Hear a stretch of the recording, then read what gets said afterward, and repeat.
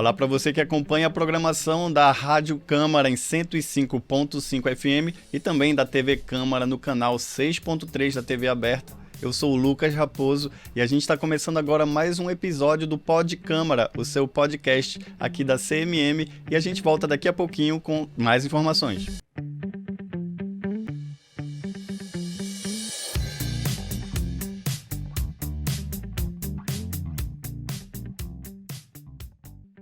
Estamos no ar com o Pod Câmara de hoje para falar sobre as novas relações de trabalho, a pejotização, os MEI, e para isso a gente recebe aqui Cris Cavalcante, que é membro da Comissão de Direitos Trabalhistas da OAB, que é advogada, membro da Comissão de Direito Trabalhista da OAB. Olá, Cris, seja muito bem-vinda aqui à Câmara Municipal de Manaus, à TV Câmara e ao Pod Câmara de hoje.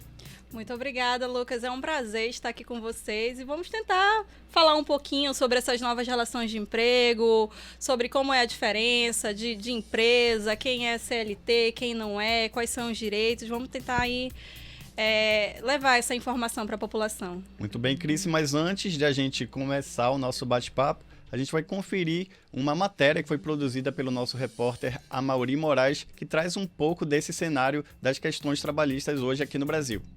Cerca de 13,2 milhões de brasileiros eram microempreendedores individuais em 2021. Os dados são do cadastro de MEIs divulgados nesta semana pelo Instituto Brasileiro de Geografia e Estatísticas, o IBGE. Segundo essa pesquisa, os microempreendedores individuais representam mais de 69% das empresas e organizações e 19% das ocupações formais no país. Em relação ao ano de 2019, o número de MEIs cresceu 3,6 milhões, tendo como seu crescimento também sua participação no total de empresas e organizações. Por outro lado, o número de MEIs com empregados caiu de 146 mil em 2019 para 104 mil em 2021. Do total de MEIs registrados em 2021, 53% se filiaram entre esses anos. O estudo mostrou ainda que 50% dos MEIs atuavam no setor de serviços. As principais atividades dos microempreendedores eram cabeleireiros e tratamento de beleza, comércio varejista de artigos de vestuário e acessórios, e restaurantes e entre outros estabelecimentos de serviços de alimentação e bebidas.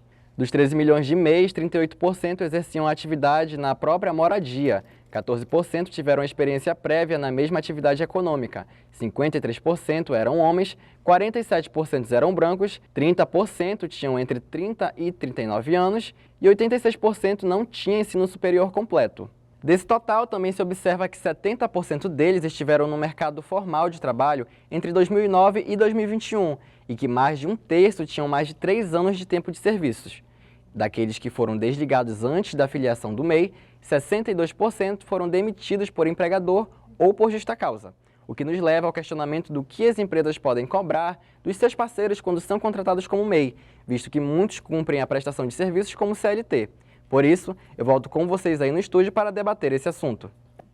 Muito obrigado, Amaury, pelas suas informações. Então, Cris, a gente viu aí, um crescimento no número de trabalhadores na modalidade de microempreendedor individual, o MEI.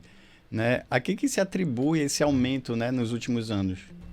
Eu acho que um dos grandes impactos foi nos últimos 3 anos por conta da pandemia, Então, muitas pessoas se viram desempregadas, com dificuldades, e eu acho que isso teve um impacto para aumentar essas pessoas que procuraram essa nova modalidade. O MEI, ele não é tão antigo. O MEI surgiu em 2008, 2009. E, na época, era pouco conhecido pelas pessoas. E a partir daí eu acho que na pandemia realmente houve esse aumento, essa procura, essa busca de pessoas por tentar empreender, esse sonho de empreender. E aí, por que não empreender de uma forma regular? Por que não empreender da forma correta, tendo uma empresa, podendo emitir notas fiscais? Então eu acho que houve um incentivo por parte do governo e houve essa questão também da pandemia. Entendi. Então, o MEI é uma alternativa, digamos assim, à falta desse emprego formal. Também, só tem que ter um cuidado, porque o MEI, ele não é um CLT. O MEI, ele não tem vínculo, então são benefícios diferentes. O MEI, ele é uma empresa, e como empresa, ele tem os seus tributos, os seus recolhimentos. Só que ele é uma empresa que tem alguns benefícios pelo governo. Então, você paga uma taxa do DAS e a partir daí você consegue emitir suas notas, enfim. Agora, só tem que ter essa diferença para um vínculo. O MEI não tem um vínculo, né? Quando você fala em CLT, quando você fala em carteira assinada, eu tenho que preencher alguns requisitos. Eu tenho um pagamento de salário mensal, eu tenho que cumprir horários, eu tenho que ter a pessoalidade, a não eventualidade. Então, assim, são vários requisitos. Só não pode confundir um com o outro, que aí a gente chama de pejotização. É esse detalhe que o Amaury trouxe pra gente, né, no VT, que muitas empresas acabam contratando o funcionário pelo regime de microempreendedor individual, só que ele cumpre rigorosamente todos os requisitos para ser um trabalhador de carteira assinada, né? Isso. O trabalhador que está nessa situação, ele tem esses direitos de um trabalhador com carteira assinada, no caso. Isso, o que acontece? Isso aí é a pejotização que a gente chama. Quando eu deixo de contratar uma pessoa com carteira assinada para eu contratar uma empresa de fachada. Mas, na verdade, esse colaborador está cumprindo todos os requisitos de um empregado. Ele está ali todo dia, às vezes ele continua fazendo as mesmas funções, né? Então tem que ter esse cuidado. Eu advogo há muitos anos com empresas e toda vez que vem alguma questão relacionada, a gente tem esse cuidado, né, de verificar realmente vai ser uma prestação de serviço ou vai ser um vínculo mascarado, né? O que não pode é ter esse vínculo mascarado. Porque para a empresa é mais vantajoso, economicamente falando, contratar uma empresa, que no caso é a microempresa, do que contratar um funcionário regularmente. E não é, né? Aquele barato que sai às vezes um pouco caro. E é o que a gente sempre orienta. Você às vezes trocando isso, pode ser que aparentemente seja mais barato, mas futuramente é muito fácil você caracterizar um vínculo, né? Aí chega na Justiça do Trabalho, aí tem aquela, vai assinar carteira, hoje em dia com a social, tem a social, juros, multa, FGTS, INSS, você não tem noção da quantidade de impostos que no final isso gera, né? Então, assim, a gente sempre orienta a não fazer, né? Só realmente contratar uma empresa se aquilo for uma prestação de serviço. Orienta a empresa E dessa forma. Até porque quando bater na justiça, muito fácil o trabalhador ganha a causa na justiça. Isso, normalmente ele tem pares, né? Normalmente isso acontece com pares. Então sempre vai ter uma testemunha ali que ele vai levar e vai dizer, não, ele estava ali todo dia, ele, embora não tivesse o ponto, mas ele chegava às 8 horas, ele saía às 5, ele tinha 1 hora de almoço, ele recebia salário. A própria questão das férias, né? A empresa obriga o trabalhador, mesmo sendo MEI, a cumprir aquele 1 ano de prazo, né? Eu tenho visto uma redução, tá? Eu já estou há muitos anos trabalhando com empresas e antigamente a gente vinha muito essa prática, né? Só que eu acho que quando começaram a vir os processos, porque, como eu falei, uma hora vem, né? Pode ser que nunca venha, mas, enfim, se está errado, você está sujeito. Então, eu acho que quando começaram a vir os processos, né, e esses ônus que a empresa, enfim, vai ter que assinar a carteira. E eu acho que as empresas começaram a perceber que não vale tanto a pena assim, porque, enfim, né, lá na frente você tem que pagar. Vai pagar. Exato. Então, eu senti uma redução. Em contrapartida, redução da pejotização. Em contrapartida, teve um aumento muito grande do MEI, né, nessa busca do sonho do empreendedorismo. Né? Como o VT falou, muita gente acabou... tem um negócio pequeno, né, ali de venda de roupa, de cabeleireiro, e aí vê no meio uma forma de... Muita gente hoje pede nota fiscal, enfim, tem os benefícios do próprio governo com as notas, e é uma forma de você estar regular naquilo. E o MEI, sendo uma empresa, ele tem o direito de contratar outros trabalhadores? Ele tem, mas ele tem uma limitação. Porque, como eu falei, ele é uma empresa... Para todos os efeitos legais, ele é uma empresa. Só que é uma empresa diferenciada. Então, a gente tem vários tipos, né? Tem a empresa de pequeno porte, a empresa grande. Então, para cada uma dessas categorias, há diferentes requisitos. E o MEI, ele até pode contratar, mas só é um colaborador. Justamente porque ele tem uma característica. Inclusive, o lucro dele, salvo engano, não chega nem a 100 mil. Acho que fica em 80 e poucos, mais ou menos. Então, ele tem que estar dentro desses requisitos. Ele não pode ter sócios. Então, ele é um único. Só pode contratar um colaborador. Tem um limite de lucros. Então, se você passa disso aí você tem que ir para uma outra categoria. Muito bem. E além desses deveres, dessas obrigações que o MEI tem, existem as taxas, né, que a gente falou no começo. Bora destrinchar um pouquinho sobre isso. Quais são as obrigações que o MEI tem com a Receita Federal a partir do momento que ele se torna uma microempresa individual? Ele tem uma taxinha chamada DAS, né? E isso é muito importante porque o que acontece? Às vezes as pessoas, buscando esse sonho, aí abre lá o seu CNPJ, né? Abre o seu MEI. E aí, só que eu não sei, às vezes até por falta de orientação, não sabe que tem que pagar todos os meses, o DAS, né? E se você não paga, isso vai criando uma bola de neve, mas em algum momento ele vai ter que pagar, né? A gente estava até comentando, mesmo que você dê baixa, tem um prazo lá que você ainda vai ficar recolhendo. Se você não recolhe, o teu nome ele vai ficar sujo ali, ele vai para a dívida ativa e vira uma bola de neve. Então, quem abre o MEI tem que procurar saber todas essas questões. E tem a declaração anual do MEI também, né? Explica um pouco mais pra gente sobre isso e quem é obrigado a declarar. Na verdade, qualquer pessoa que tenha um MEI, ela vai ser obrigada, né? Hoje em dia, o próprio imposto de renda, ele tem um valor, né? Que algumas pessoas não são obrigadas, mas a partir do momento que eu tenho uma empresa, eu tenho a declaração da pessoa jurídica. E aí, essa pessoa, ela vai ter que fazer essa declaração. Salvo engano, eu acho que em junho, o normal ele vence em abril, que é de pessoa física. Eu acho que em junho, mais ou menos, ele vence o das pessoas jurídicas. É como se fosse o imposto de renda daquela empresa individual, né? Então, uma vez por ano, o microempreendedor individual vai ter que se acertar com a Receita Federal. Ele vai ter que declarar tudo que entrou, tudo que saiu. Do mesma forma que faz com o imposto de renda de pessoa física, ele vai ter que declarar também de pessoa jurídica. Agora, Cris, o microempreendedor individual, digamos que ele está nesse modelo, nesse formato, e de repente ele arranja um emprego CLT, ele vai trabalhar de carteira assinada e o MEI fica esquecido. Qual é a recomendação? Ele deve dar baixa no MEI? Qual é o procedimento correto a se fazer nesses casos? O que acontece? Eu não tenho nenhuma norma que preveja que eu não posso ser CLT e MEI, né? Esse é o primeiro ponto. Então, o fato de eu estar de carteira assinada ou não, eu não tenho essa restrição. Só não pode quem é servidor público. Então, o servidor público ele não pode ter outra renda, digamos assim. Então, ele não pode abrir um MEI. Mas um CLT normal, ele vai poder. E aí vem a opção. Se você não tá mais com aquele negócio, porque eu consigo, às vezes, você consegue ter um emprego formal e ainda assim você consegue manter uma empresa pequena. Conciliar. E isso é possível conciliar.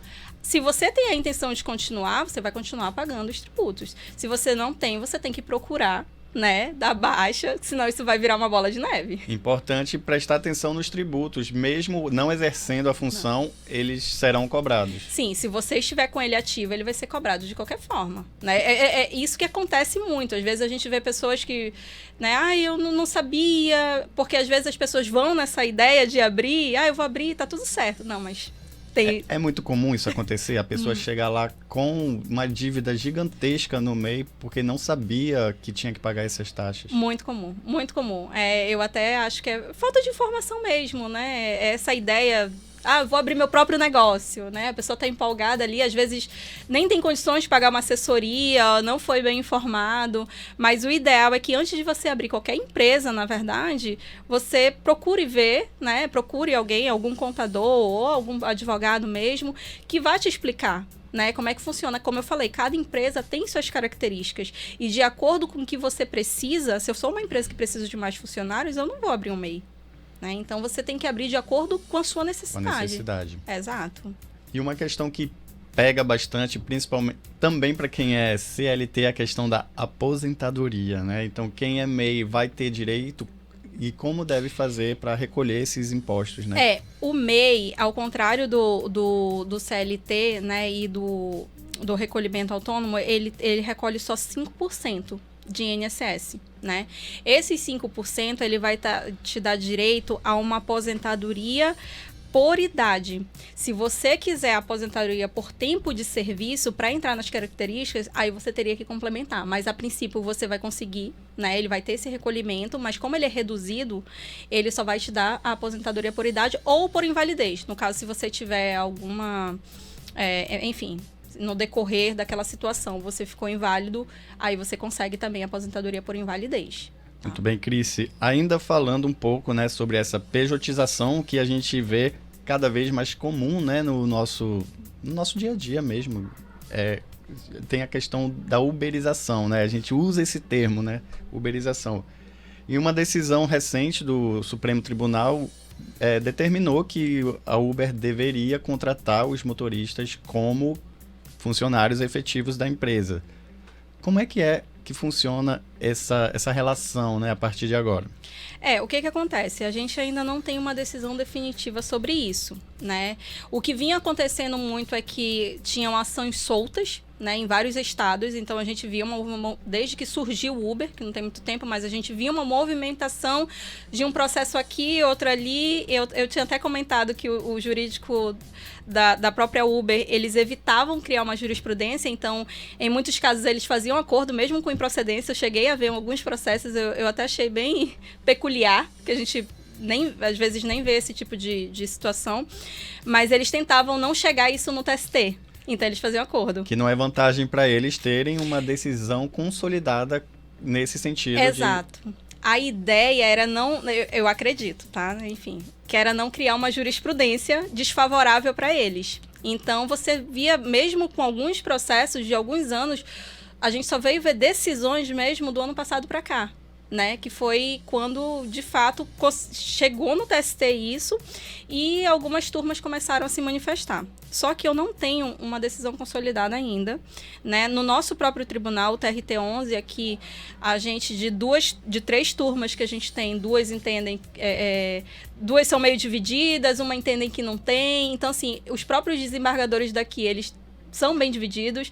O TST também, nas turmas que eles têm lá, também estão bem divididos. Então, vendo tudo isso, o que o Ministério Público fez? Ele ajuizou uma ação para tentar, de uma vez por todas, sanar, né? E aí teve essa decisão do STF, mas ela ainda não é definitiva. Acredito que o Uber vai recorrer.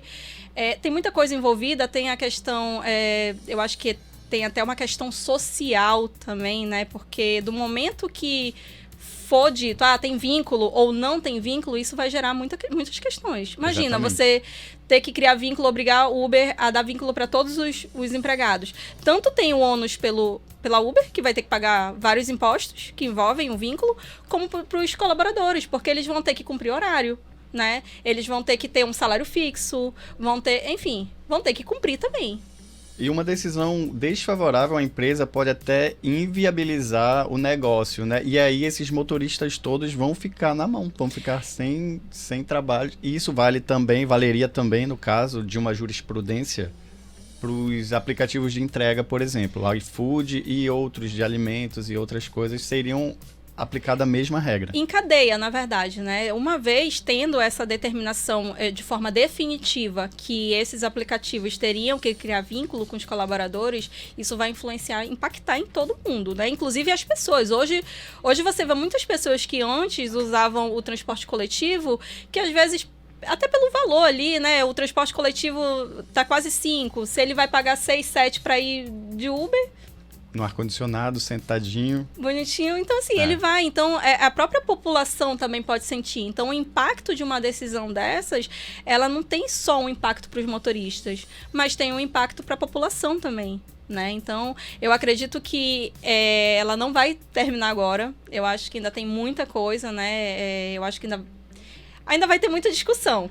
E essas divergências que tu citaste entre os magistrados acontecem porque também é um assunto muito novo pra gente, né? A gente é um tema muito recente, eu acho que tem menos de 10 anos que o Uber chegou no Brasil, por exemplo. Então, é uma discussão que ainda vai longe, né?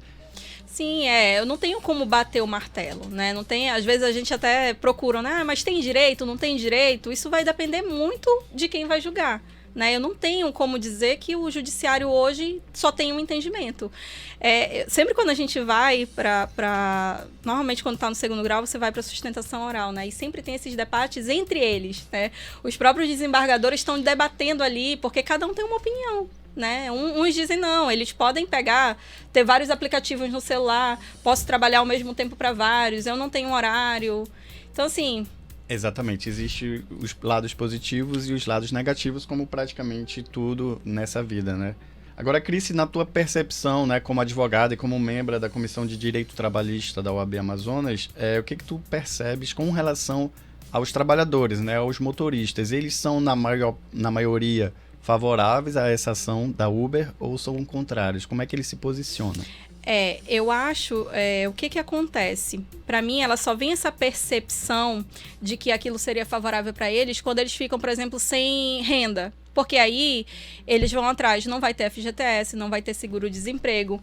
Mas eu não acredito que a grande maioria queira. Por quê? Porque do momento que tiver vínculo, eles também vão ter que cumprir. Eles vão ter que cumprir deveres também. E às vezes essas pessoas têm até uma outra profissão, entendeu? Às vezes só faz Uber de noite, ou de vez em quando é só determinado caminho. Então tem muita gente tem gente que só depende do Uber. Mas tem gente também que é a ideia do Uber, né? A ideia do Uber é isso. Muitos deles estudam num horário e fazem Uber no outro para pagar a faculdade, que vai levar eles a terem uma profissão futuramente, né? Exato. Então, eu até acho que às vezes tem uma certa pretensão ali, mas por esses outros direitos, né? Porque o vínculo tem que eles não têm. No caso, o FGTS, o seguro-desemprego. Mas do momento que eu tiver o vínculo, eles também vão ter que cumprir, né, as suas obrigações. E aí a gente entra naquela questão, não sei nem se a Uber vai querer, né, ter todos esses tributos. Eu não sei até que ponto é vantajoso. Eu não sei até que ponto isso também influenciaria nos valores, por exemplo. Porque do momento que eu tenho que pagar outros tributos, eu vou acabar jogando isso para a população também, né? Exatamente. Agora, Cris, outro tema relacionado com isso tudo que a gente está falando e que gera muito debate também é a questão da terceirização, né? Como é que tu vê essa relação e quais são as principais vantagens, os pontos positivos e também os pontos negativos dessa relação terceirizada? Antigamente eu tinha uma discussão muito grande se eu poderia ou não terceirizar a atividade fim da empresa, né? Então, a empresa ela é produtora de plástico. Eu poderia terceirizar aquilo ou só poderia terceirizar as atividades indiretas, tipo vigilância, limpeza, transporte. Hoje em dia, já tem legislação que prevê que eu posso, sim, atividade fim, né? Então, algumas empresas acabam recorrendo a isso. Eu não vejo uma prática muito grande, porque no momento que você terceiriza, teoricamente, eu não tenho gerência sobre aqueles colaboradores, né? Eu contrato uma empresa para fazer isso, mas eu não tenho responsabilidade direta.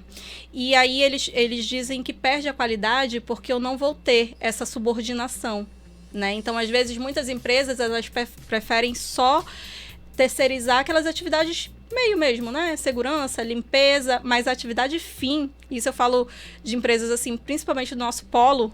Exatamente. Né? Porque como é que você vai lidar com os colaboradores se, né, a qualidade deles, eles passam por muitas ISOs, questão de qualidade, hoje em dia com ESG, hoje para você manter uma empresa no distrito, né, e eu falo isso porque a gente trabalha com muitas empresas, eles precisam manter muitos requisitos, né, e aí você vai perder qualidade.